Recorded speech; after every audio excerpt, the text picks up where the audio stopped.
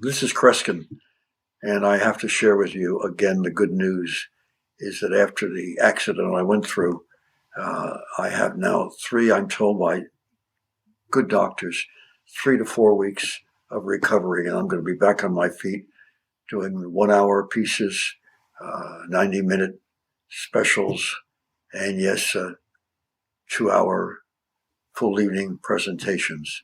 So it's so good to be back on the ball, and that's happening very soon.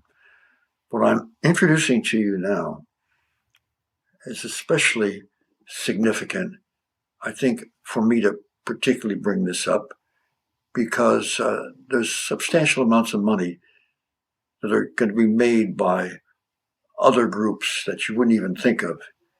Yet it's becoming something easily usable by a person who has no acting ability or ambition to even make a name for himself. I've been contacted by dozens, and I have to tell you, in different parts of the country and some out of the country, dozens of people of late alerting me to a scenario that's going on in the entertainment industry. It turns out that right now a considerable percentage of magicians are putting on their acts for sale. And when you look at their pages, it's a big story, but they're putting for sale, adding not only illusions, card tricks, but mentalism as part of their program.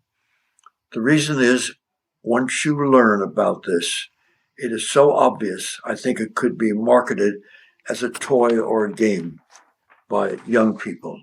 If someone were willing to spend a few $100 or $1,000 in buying the material. The material exists as it's existed for a number of years by special interest groups.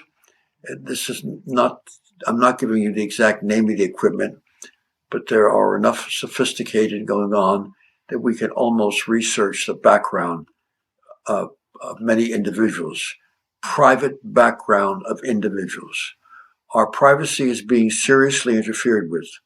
And not only will law enforcement take advantage of the tool, which they have a right to under certain conditions, but I'm about to mention other types of investigators, plus dishonest people who are looking to take advantage in their private or business lives of the individuals that they're attacking. What's happening, folks? It's being initially offered now for performers. For performers, a couple of devices. One is a small square box upon which you can type a question or monitor it in some way, a title or an idea, and then you could get multiple response by just programming the thing to look through and look it up for you. And you can get multiple responses. If you put someone's name down that you know who's in the audience, or an address that you can record, or something about a company, you can get massive background as to who the key people are in the company and other details, even private details. This becomes a way of researching any kind of subject matter one might have in mind to uncover. That what the performer would do is to have a stooge, a confederate, experienced and able to handle the item, cunningly, material, and ready to work with, in which would be surprise very few people, because common sense tells you that this kind of service is existing already. And yes, folks, it is starting to exist already, and is already, I am told, being used for ulterior motives. Now, all the performer has to do, who's pretending to be a mentalist or what have you, is to signal, or if the stooge hears a name or a place when the performer's talking to someone in the audience, he or she can just look up instantly and type in the subject matter and send it forward so that it appears on the box that the performer has hidden or blocked off on his table because the box is not large, it's small. It could be an address or a company that they work for, or even the name of that person's child. Very quickly, some simple answer comes out with the print in which the confederate can get to the performer any number of ways. Now, for a while, it will surprise a handful of people. One is by another device that the performer could have lying innocently and blocked off on a table, which could print an answer to a subject matter question that is brought up. The bottom line is, whether the performer is working for a private individual or a public audience or 100 or so people, all he or she would have to do is to record the name or place or subject matter. And when it gets to the backstage and to the box, all kinds of material will pour out. By the way, I am told that there are already 2 motion pictures in preparation, one for movies, the other for television, in which these 2 devices are going to be exposed, explained, and used as part of a dramatic story.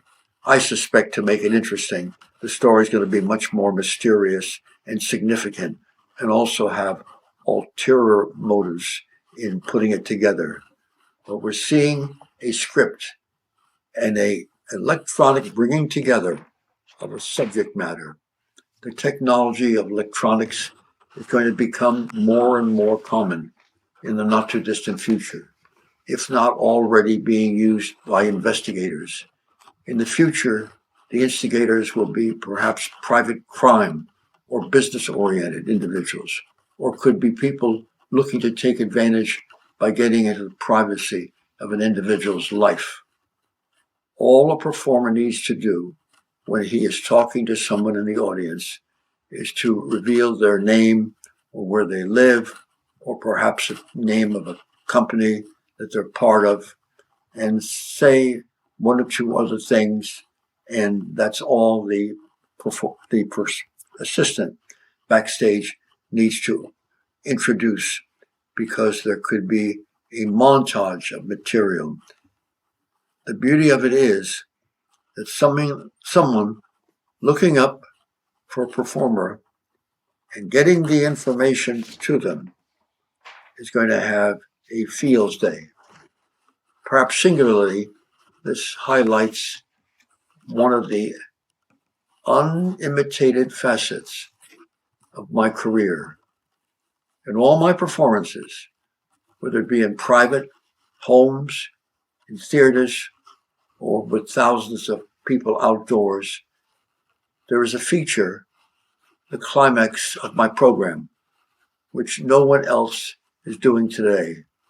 I simply, as many of you know, turn my check over to a committee of strangers from the audience, and I am then escorted by one of the committee members from the premises.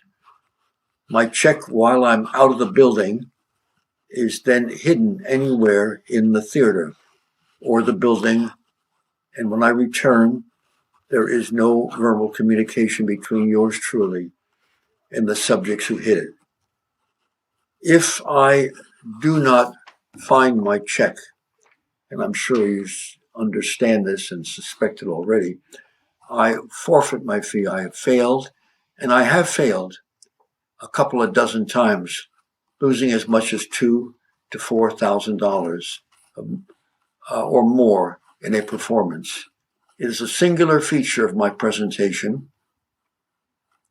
The other factor is my comments on the use of electronics.